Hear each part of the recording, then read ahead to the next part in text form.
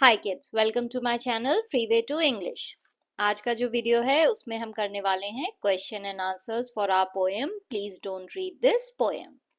Now सबसे पहले हम करेंगे वार्मिंग अप एक्सरसाइज और उसके बाद इंग्लिश वर्कशॉप को हम सॉल्व करेंगे। तो हमारा जो वार्मिंग अप है, चलिए देखते हैं उसमें क्या दिया है। Ken Nesbit is a children's poet. तो ये जो पोएम है ये केन नेस्बिट ने लिखी है, जो बच्चों की कविताएं लिखते हैं।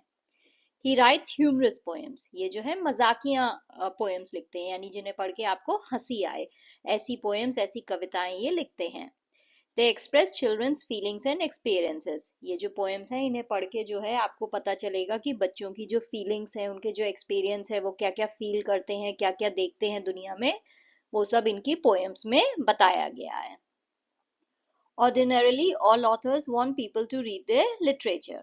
तो ज्यादातर तो जितने भी ऑथर्स हैं, जितने भी लेखक हैं, वो ये चाहते हैं कि लोग जो है उनकी कविताएं, उन्होंने जो भी स्टोरीज लिखी हैं, कहानियां लिखी हैं, उन्हें वो पढ़ें।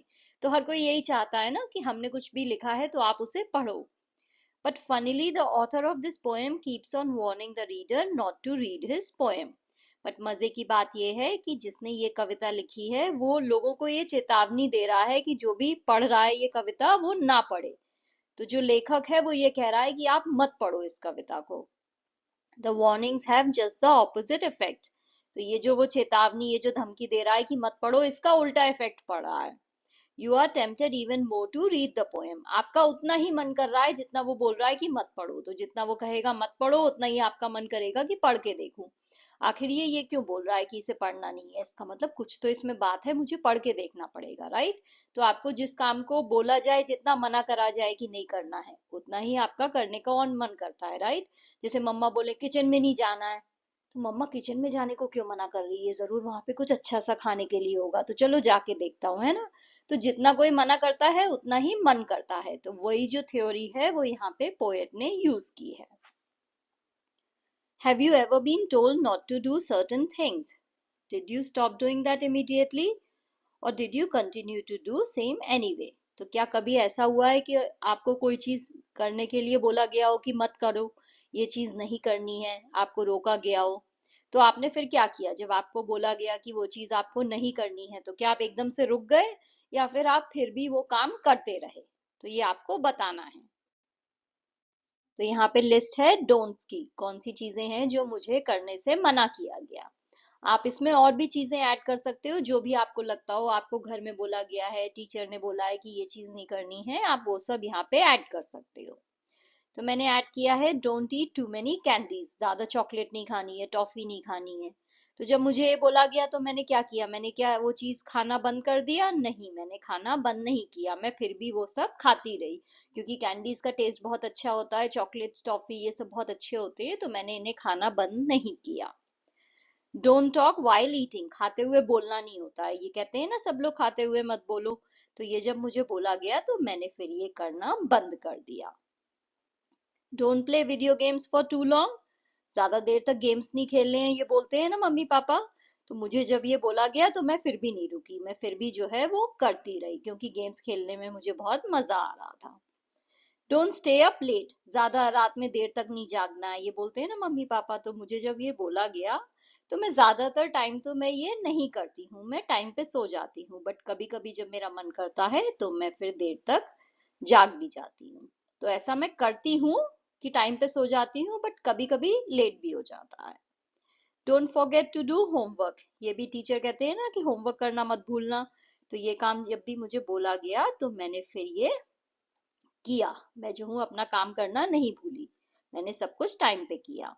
डोंट टीज योर सिबलिंग्स, जब ये मुझे बोला गया कि अपने भाई बहनों को चिढ़ाना नहीं है, सिबलिंग यानी भाई बहन, टीज यानी चिढ़ाना, तो जब मुझे मम्मी पापा ने बोला कि मेरे भाई बहन को मुझे चिढ़ाना नहीं है, तो मैं ये चीज रोक नहीं पाई, क्योंकि उन्हें चिढ़ाने में मुझे बहुत मजा आ रहा था, तो मैं उसे नहीं रोक पाई, मैं फिर भी ये काम करती रही। तो यहाँ पे टिक उन चीजों पे लगा है, हमने टिक लगाया है उन चीजों पे जो हम करते रहे, कितना भी बोला गया, मना करा गया नहीं करना है, मैं फिर भी करती रही।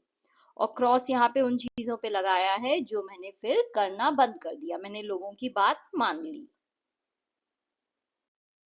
When you write something or paint something or make something, do you want others to see it? discuss the reasons for your answer.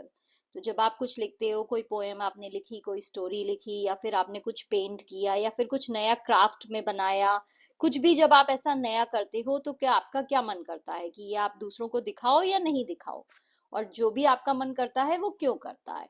तो मैं जब भी ऐसा कुछ करती हूँ, कुछ लिखती हूँ, कुछ पेंट करती हूँ, या फिर कुछ नया बनाती हूँ, तो मेरा मन करता है कि मैं वो दूसरों को दिखाऊं। क्यों? क्योंकि मैं चाहती हूँ कि मैंने जो भी बनाया है, जो मेरी क्रिएटिविटी है, वो मैं लोगों के साथ शेयर करूँ, उन्हें दिखाऊं कि देखो मेरे अंदर ये हुनर है, मेरे अंदर ये स्किल है कि मैं ये चीज बना सकती हूँ। मुझे बहुत ही प्राउड फीलिंग आती है कि देखो मैंने कितना अच्छा बनाया। और मैं ये भी चाहती हूँ कि लोग मुझे अपना फीडबैक दें, मतलब बताएं कि मैंने सही किया है या नहीं किया है, इसमें मैं और क्या इम्प्रूव कर सकती हूँ, कैसे इसे मैं बेटर कर सकती हूँ। तो उस चीज के लिए भी मुझे दूसरों को दिखाना पसंद है। मैं ये भी चाहती हूँ कि लोग मेरी चीजें देख के इंस्पायर हो, अगर किसी को नहीं आ रहा है या फिर किसी को कोई मुश्किल आ रही है, तो वो मेरी चीज देख के इंस्पायर हो कि अगर मैं कर सकती हूँ तो वो भी कर सकता है। और साथ ही जब मैं किसी को कोई चीज शेयर करती हूँ, दिखाती हूँ कि मैंने ये पेंट किया है, लिखा है या बनाया है, तो मुझे अप्रिसिएशन मिलता है, राइट, लोग तारीफ करते हैं तो उससे अच्छा लगता है। तो इन सब चीजों के लिए जो है, मैं जो भी बनाती हूँ उसे मैं चाहती हूँ कि बाकी लोग देखें। चलिए अब करते हैं हमारी इंग्लिश वर्कशॉप। तो हमारा पहला क्वेश्चन है, present any two stanzas of the poem using proper intonation. ना, इंटोनेशन का क्या मतलब होता है? इंटोनेशन का मतलब होता है कि जब आप कोई चीज कह रहे हो तो आपकी वॉइस में जो उतार चढ़ाव आ रहा है। जैसे कि आप किसी से कोई बहुत ही एक्साइटिंग बात कहते हो तो आपकी आवाज ऊंची हो जाती है, राइट। फिर कोई दुखी वाली बात कह रहे होते हो तो आवाज थोड़ी नीचे हो जाती है।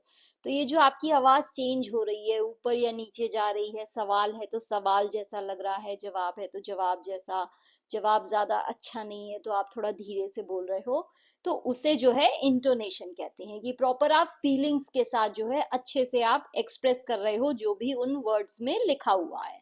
तो वैसे आपको ये पोएम पढ़नी है, कोई भी दो स्टैंजाज आपको अपने क्लास में प्रेजेंट करने हैं।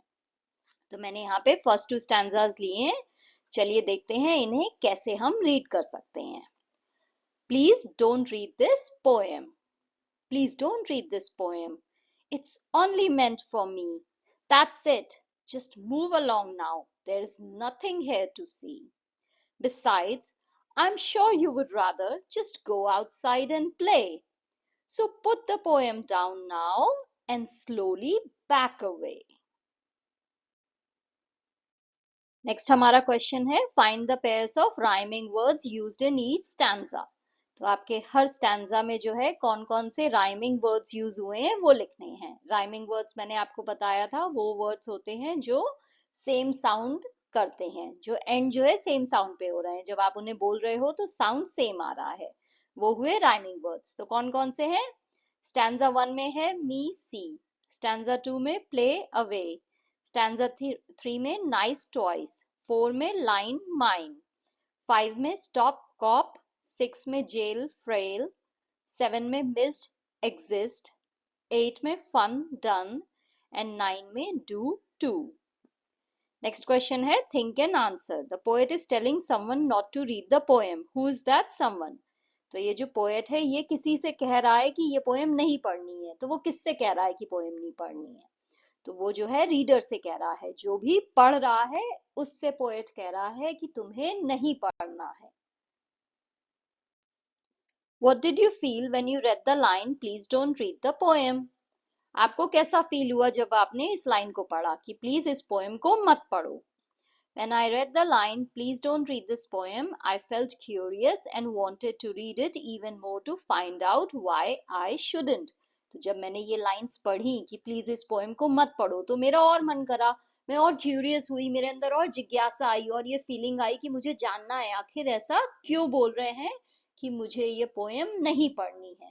तो इस चीज की वजह से कि मुझे बोला गया नहीं पढ़नी है, मेरा और पढ़ने का मन किया, क्योंकि मुझे जानना है आखिर क्यों बोला नहीं पढ़ना है। Does the poet really want you to stop reading the poem? क्या पोएट सच में चाहता है कि आप पोएम ना पढ़ो?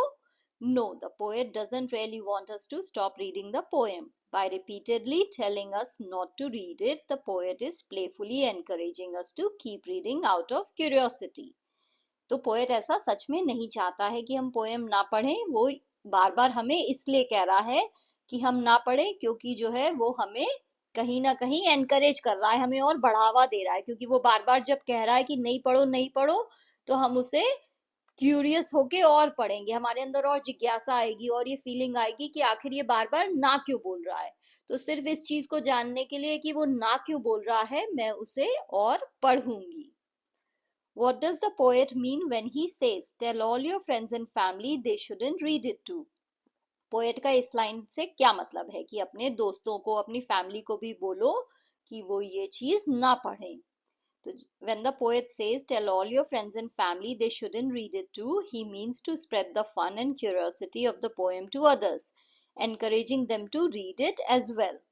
तो जब पोएट ये कह रहा है कि अपने दोस्तों, अपने फैमिली को बोलो कि वो भी नहीं पढ़े, वो एक्चुअली ये चाहता है कि आप सबको ये चीज बताओ, सबको जो है ये फन वाली बात बताओ कि देखो मैंने एक ऐसी पोएम पढ़ी जिसमें पोएट कह रहा है कि इसे मत पढ़ो।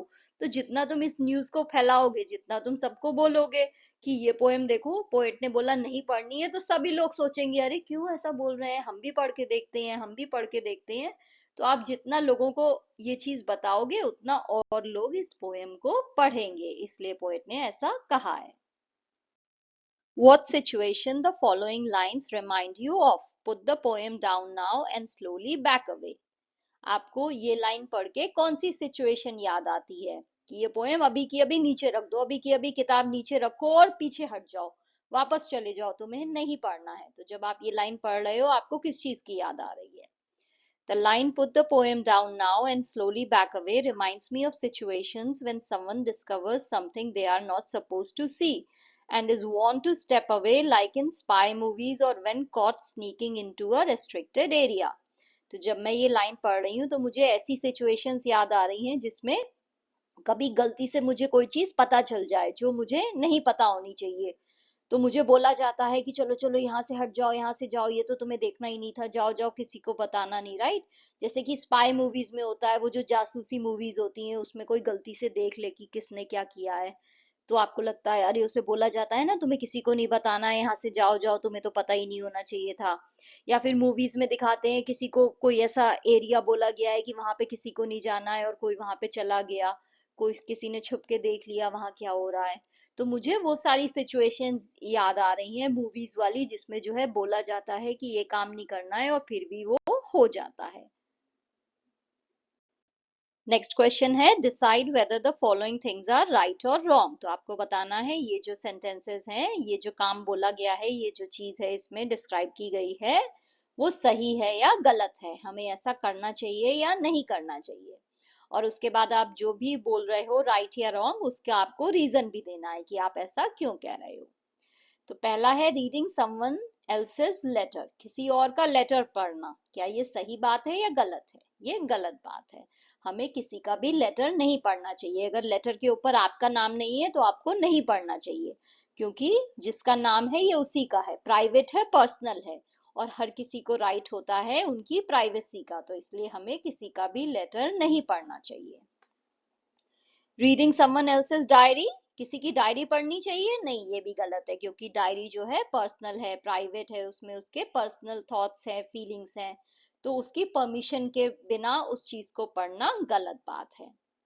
Looking at the keyboard when someone is typing a password, अगर कोई जो है पासवर्ड टाइप कर रहा हो अपने लैपटॉप में, अपने टैबलेट में, तो क्या आपको देखना चाहिए उसकी तरफ? नहीं, नहीं देखना चाहिए, क्योंकि जो है आप किसी के पासवर्ड को देख रहे हो, ये तो गलत है, आप वो इंफॉर्मेशन गलत तरह से यूज कर सकते हो, तो ये तो बिल्कुल ही गलत है। ईव्सड्रॉपिंग, ईव्सड्रॉपिंग का मतलब होता है कि दो लोग बातें कर रहे हो और आप वो बात जो है सुन लो, आप चलते चलते आप अपना कान लगा के सुन लो दो लोग क्या बातें कर रहे हैं, है ना, किसी और की बात सुन लेना, उसे ईव्सड्रॉपिंग कहते हैं। तो ये भी गलत है, दो लोग आपस में बात कर रहे हैं तो उनकी अपनी पर्सनल बात है, आपको नहीं सुननी चाहिए जब तक कि आप उस कॉन्वर्सेशन में इंक्लूडेड नहीं हो, जब तक कि आपको बुलाया नहीं गया है कि तुम भी आओ तुमसे भी बात करते हैं, आपको नहीं सुनना चाहिए। Trying to get someone's address, phone number और email ID without their knowledge, अगर आप किसी का एड्रेस जो है कहीं से निकाल लो, उसका फोन नंबर, उसकी ईमेल आईडी उससे पूछे बिना, तो ये भी गलत है। अगर आप किसी को जानते हो, उसका एड्रेस आपको चाहिए, फोन नंबर चाहिए या ईमेल आईडी चाहिए, आपको खुद उससे ही पूछ लेना चाहिए, राइट। वाया वाया किसी और के थ्रू पूछना, ये तो गलत बात हुई ना। उसी से पूछ लो। अगर राम का एड्रेस चाहिए तो राम से पूछो, श्याम से क्यों पूछ रहे हो? ये तो फिर गलत बात हो गई। It can be considered stalking और हैरेसमेंट, यानी आप किसी पे नजर रख रहे हो, ऐसा उससे लग सकता है। आप किसी का एड्रेस बिना उससे पूछे जो है कहीं और से निकाल लो, तो ऐसा लगेगा कि आप उसका पीछा कर रहे हो, आप उसे परेशान करना चाहते हो, आप उसे स्टॉक कर रहे हो, यानी उस पर नजर रख रहे हो। तो ये तो फिर गलत है, इसलिए नहीं करना चाहिए। Next question. Read the lines given in the table. Discuss what they mean and when they might be used. Then use your imagination and name situations which these lines may be used by different speaker. तो यहाँ पे कुछ lines दी गई हैं, आपको discuss करनी है कि कौन सी सिचुएशन में वो लाइंस यूज हो सकती हैं। उसके बाद आपको लिखना है कि स्पीकर जो है किससे ये सब बातें कह सकता है। तो ये जो सिचुएशन है उसमें ये जो लाइंस हैं, ये जो डायलॉग्स हैं, वो कौन बोलेगा, किससे बोलेगा, वो आपको यहाँ पे लिखना है। और सिचुएशन क्या है, कौन सी सिचुएशंस में ये लाइन यूज हो सकती है, वो आपको यहाँ पे लिखना है। तो हमारी पहली लाइन है, just move along now, there is nothing here to see. चलो आगे बढ़ो, यहाँ पे देखने के लिए कुछ नहीं है। ये कौन सी सिचुएशन में बोला जा सकता है? ये तब बोला जा सकता है when people gathering to watch a fight between two brothers, जब जो है दो भाइयों के बीच में जो है लड़ाई हो रही हो और सारी जनता जो है वहां पे इकट्ठा हो गई है वो लड़ाई देखने के लिए। तो उस सिचुएशन में आप ये लाइन कह सकते हो। कौन कहेगा? A friend of the two brothers trying to stop the fight and disperse the crowd. ये जो दो भाई हैं इनका कोई दोस्त हो सकता है जो कि जो है वहां पे आएगा लड़ाई रुकवाने के लिए। तो वो लोगों से जो है ये कहेगा कि चलो चलो यहाँ से जाओ, यहाँ पे देखने के लिए कुछ भी नहीं है। डिस्पर्स द क्राउड का मतलब होता है भीड़ को वहां से हटाना, सबको वहां से भगा देना। I have asked you once politely, don't make me ask you twice. मैं जो हूं तुमसे एक बार शराफत से कह चुका हूँ, मुझे दोबारा कहने के लिए मजबूर मत करो। तो ये लाइन किस सिचुएशन में कह सकते हैं? A teacher asking a student to stop talking during class. तो ये जो है एक टीचर जो है स्टूडेंट से कह सकता है, जो बच्चा जो है क्लास में बार बार बातें कर रहा हो, बहुत बात कर रहा हो, तो टीचर जो है वो स्टूडेंट से ये कह सकते हैं कि मैं तुमसे एक बार कह चुकी हूँ कि चुप हो जाओ, दोबारा जो है मुझे कहने पे मजबूर मत करो। कब कहें, कैसे कहेंगे teacher? The teacher speaking formally to a disruptive student. Teacher जो है किसी स्टूडेंट से जो है बिल्कुल गुस्से में आके जो है ये बात कहेंगे। This isn't yours it's mine, ये तुम्हारा नहीं है ये मेरा है। किस सिचुएशन में ये कह सकते हैं? A child finding another kid taking their toy without permission. अगर एक बच्चे को पता चल जाए कि कोई दूसरा बच्चा जो है उसका खिलौना जो है उससे बिना पूछे ले रहा है, तो वो ये बात कहेगा कि ये तुम्हारा नहीं है ये मेरा है। स्पीकर कौन होगा, कौन ये चीज कहेगा? बच्चा कहेगा, अपने टॉय की ओनरशिप डिक्लेयर करेगा, यानी वो बताएगा कि ये टॉय जो है, ये खिलौना जो है मेरा है। If you don't quit this instant I swear I will call a cop. अगर तुम अभी की अभी नहीं रुके, इसी मोमेंट में, इसी इंस्टेंट में, इसी क्षण में अगर तुम नहीं रुके, तो मैं कसम खा के कह रही हूँ कि मैं पुलिस को बुला लूंगी। किस सिचुएशन में आप ये लाइन कहोगे? A shopkeeper warning someone attempting to steal something. तो वो जो है शॉपकीपर ये चीज जो है कह सकता है उस इंसान को जो कि जो है उसकी दुकान से कुछ चुराने की कोशिश कर रहा हो। वो उसे ये कह सकता है कि अगर तुम अभी की अभी नहीं रुके तो मैं पुलिस को बुला लूंगा। स्पीकर कौन होगा? शॉपकीपर होगा, और वो जो है चोर से ये चीज कहेगा। It is too late now, अब बहुत देर हो चुकी है। किस सिचुएशन में ये लाइन हो सकती है? A student realising they can't submit an assignment after the deadline has passed. एक स्टूडेंट अगर रियलाइज करे कि ये जो मुझे बोला गया था प्रोजेक्ट करने के लिए, इसका टाइम तो अब निकल गया है, टीचर ने बोला था मंडे तक देना है, आज तो ट्यूसडे हो गया है, तो डेडलाइन निकल गई है, यानी टाइम पास हो गया है, तो अब कुछ नहीं हो सकता है। तो उस मोमेंट में आप ये लाइन कह सकते हो कि अब तो बहुत देर हो गई है। कौन कहेगा ये लाइन? टीचर कहेंगे बच्चे से। The teacher informing the student of the consequences of missing the deadline. तो टीचर जो है वो जब बच्चे को बताएंगे कि ये जो तुमने डेडलाइन मिस कर दी है, कि प्रोजेक्ट अभी तुम्हें सबमिट करना था, अब तो बहुत देर हो गई है, तो वो बच्चे से ये लाइन कहेंगे। Here's what you will have to do. ये जो है ये तुम्हें करना है। Here is what you will have to do, अब तुम्हें ये करना है। कौन सी सिचुएशन में ये लाइन हो सकती है? A manager explaining the next steps to an employee who has made a mistake at work. एक मैनेजर जो है वो अपने एम्प्लॉय को समझा रहे हो जिसने कुछ गलती कर दी है काम में, तो वो उसे समझा रहे हो कि इस गलती को कैसे ठीक कर सकते हैं। तो वो यही कहेंगे ना कि देखो तुम्हें ये ऐसे करना है, चलो अब ये करो। स्पीकर कौन होगा? मैनेजर होगा, जो कि जो है एम्प्लॉय को बताएगा कैसे इशू रिजॉल्व करना है, ठीक करना है, कैसे प्रॉब्लम को सॉल्व करना है।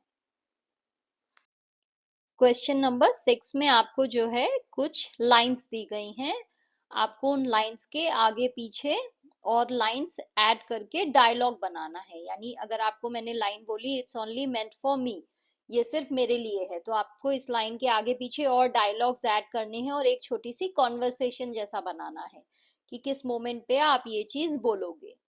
तो कैसे होगा? Can I borrow your diary for a moment. पहला इंसान बोलेगा क्या मैं तुम्हारी डायरी 1 मिनट के लिए ले सकता हूँ? तो दूसरा इंसान कहेगा no it's only meant for me, नहीं ये सिर्फ मेरे लिए ही है। तो ऐसे आपको ये शॉर्ट डायलॉग बनानी है।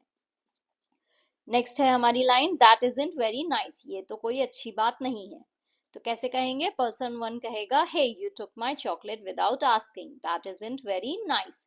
वो कहेगा कि देखो तुमने मेरी चॉकलेट बिना मुझसे पूछे ले ली, तो ये तो अच्छी चीज नहीं है। तो दूसरा इंसान कहेगा sorry I won't do it again, sorry मैं दोबारा ऐसा नहीं करूंगा। You really have to stop, तुम्हें सच में रुक जाना चाहिए, अब इसे और मत करो। तो कैसे होगा? पहला इंसान कहेगा why are you writing on my painting, you really have to stop, तुम मेरी पेंटिंग के ऊपर क्यों लिख रहे हो, ये तो मेरी ड्राइंग है, तुम्हें रुक जाना चाहिए, अभी की अभी रुक जाओ। तो दूसरा इंसान कहेगा oh sorry I didn't realise it was yours, sorry मुझे नहीं पता था कि ये तुम्हारी है। नेक्स्ट लाइन है there is only one solution, एक ही सॉल्यूशन है हमारे पास, एक ही है तरीका।